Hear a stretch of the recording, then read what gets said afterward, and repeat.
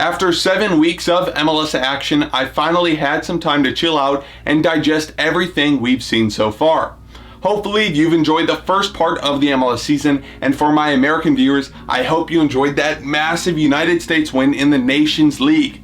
But now MLS games are going to be coming back thick and fast, and to make it easier, I'm going to recap the winners and losers from the opening start of the season.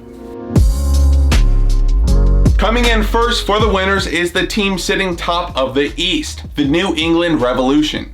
Yes, it doesn't take a genius to pick them as a winner from the first few weeks of action, but I had to give them a shout out either way.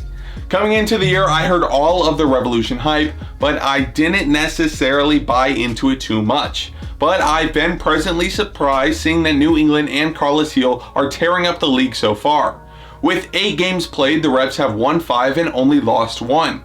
Crucial wins against Atlanta and Columbus have showed the true grit this team has in tight situations. New England is top of the league in key passes and third in expected goals. As I mentioned earlier, Carlos Gil is the main reason for these successes. Gil leads the league with 20 more key passes than second place Reynoso. Along with that, Gil leads the league with 5 assists. With a solid defense too, and DP Adam Buksa linking up with Gil, New England looks to be a strong challenger to top the East. Switching it up, the first loser I'll brand is Minnesota United. Kind of like New England, there was a lot of praise going to Minnesota this offseason. After a strong playoff push that ended on a sour note, people thought it was time for Minnesota to take the next step into being a real Western Conference powerhouse. Now, I'm not too sure what exactly Minnesota's problem was, whether it be not having a complete roster right from the jump, or maybe there was some behind the scenes issues going on, but their opening day loss to Seattle 4-0 foreshadowed how this team was going to start the year. After 4 games, Minnesota were the only team yet to put a point on the board, and it all hit its pinnacle when they blew a 2-0 lead to the Colorado Rapids. As mentioned, Minnesota were still trying to bring in multiple names during the beginning of the season, which included DP Adrien Hunou from Stade Rennais. Minnesota's biggest problem was their attack, which is one of the lowest scoring in the league. With new striker and new winger Franco, I won't say his last name because I couldn't find out how to pronounce it, they will be hoping to put that problem to rest for the rest of the year. Caden Clark is my first individual winner for his impressive start to the 2021 season. Last year, he really announced himself on the scene with an amazing game winner on his debut with the Red Bulls, followed up by another crucial goal in his second game with the club. Coming into this year with rumored moves to one of New York's sister clubs, Salzburg or Leipzig, Caden Clark has performed above expectation, notching 4 goals in 7 games. I mean, it really feels like every week I'm looking for another top-class finish from a kid who's only 17 years old. I would be surprised if we see him playing in MLS come 2022, so take in as much as you can of this guy before he makes that jump across the pond. When you give one guy praise in order to balance it all out, it means you gotta talk about another guy who maybe hasn't been up for it.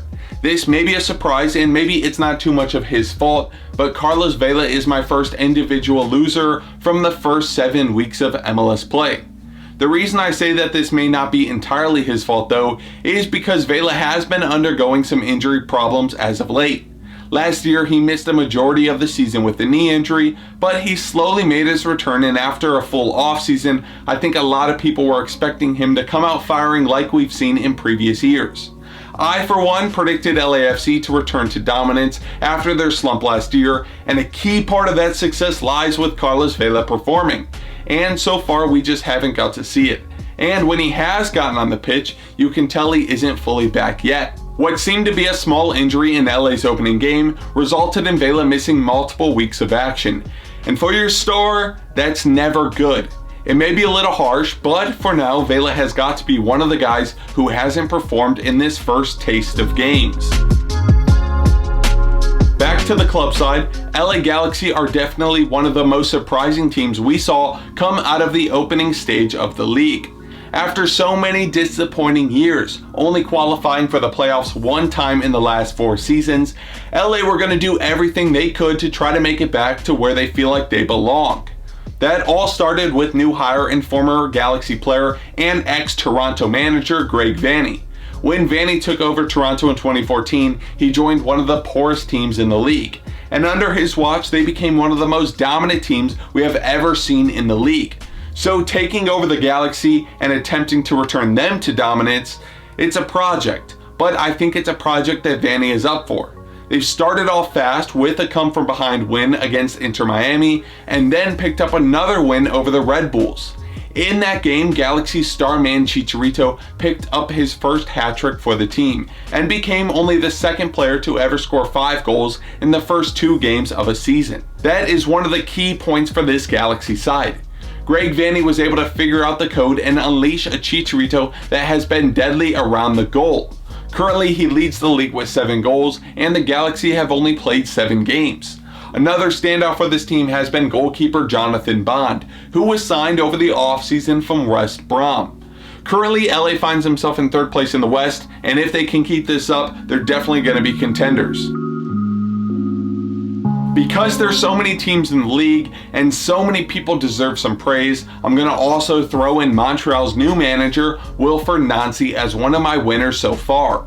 Montreal was really given no luck coming into 2021.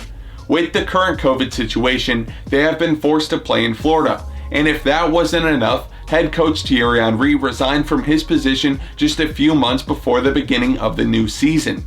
So not only was Montreal playing in unfamiliar conditions, they also just lost a head coach who was vital in manifesting the winning culture for this club that we saw last year.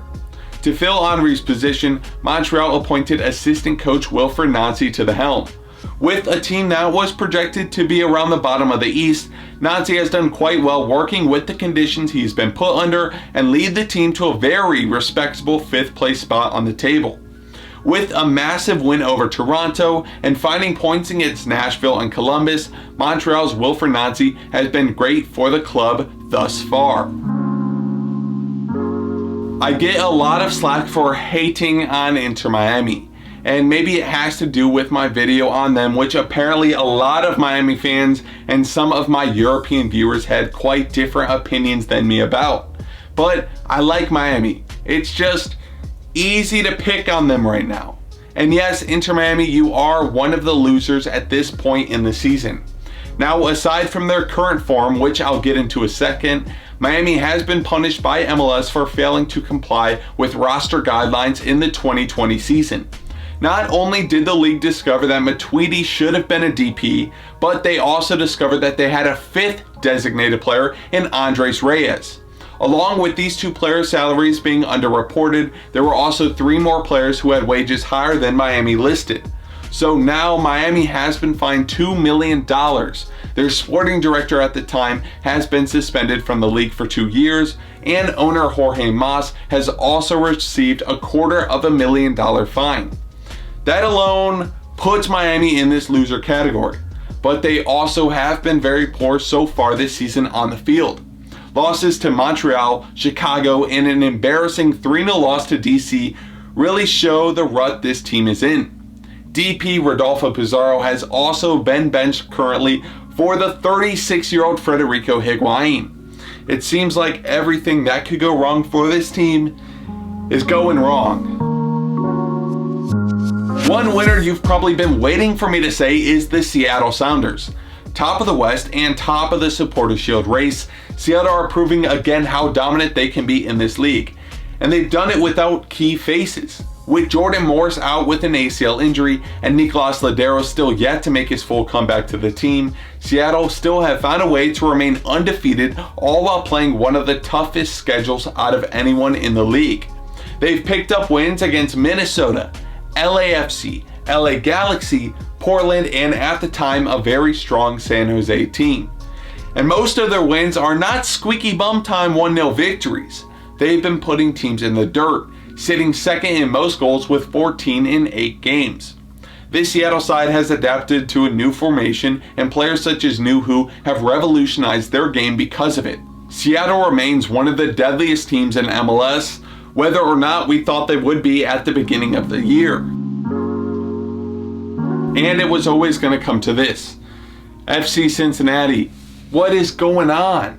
With a $13 million wonderkid in Brenner, an MLS veteran in Lucho Acosta, and defensive reinforcements with Ronald Mazzarita and Jeff Cameron, you guys still remain bottom feeders in the league.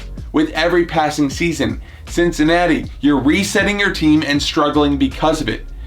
Now, they haven't really found their guy yet. They were close when they managed to draft in Frankie Amaya for their inaugural season, but now he's with the Red Bulls because he couldn't see a future in the Queen City. With only 6 goals so far and being second bottom in shots, only above Columbus, it's looking like the same old story for Cincinnati. The one shining light for this team though is their brand new TQL Stadium, which maybe is one of the most impressive soccer stadiums in the United States. Only issue is, out of the 2 games they've played there, they've tasted defeat, with the heartbreaking loss to Miami in the stadium's inaugural game and a narrow 1-0 loss to New England. I had hope for an improvement from their previous 2 years in the league, but I can't say right now I'm so sure that'll happen. And before I wrap this up, there's still some other teams and players I'd like to give a little praise to for their start to the 2021 MLS season. Alan Pulido has been helping lead Sporting Kansas City up the table with 5 goals in 8 games. The Philadelphia Union have looked like an even better team than last year, even after losing Brendan Aronson and Mark McKenzie. The Houston Dynamo have really surprised people with their attack and have done well to be 5th place in the West. Ronnie Dyla and NYCFC have also proved the doubters wrong, winning some massive games against Philadelphia and a huge away trip to LAFC. Real Salt Lake's Rubio Rubin has been an amazing pickup from the USL with 4 goals so far, even topping it off with an insane bicycle kick against San Jose. So that's my semi-quick recap of all MLS has given us thus far.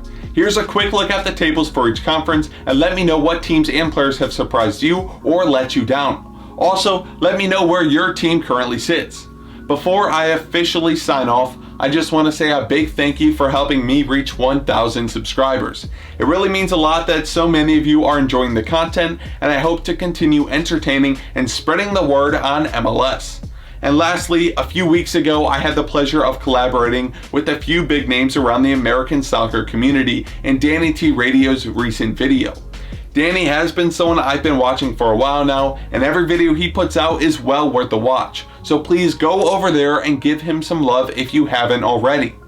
And with that being said, thanks once again for watching, and until next time, I hope you enjoyed the video.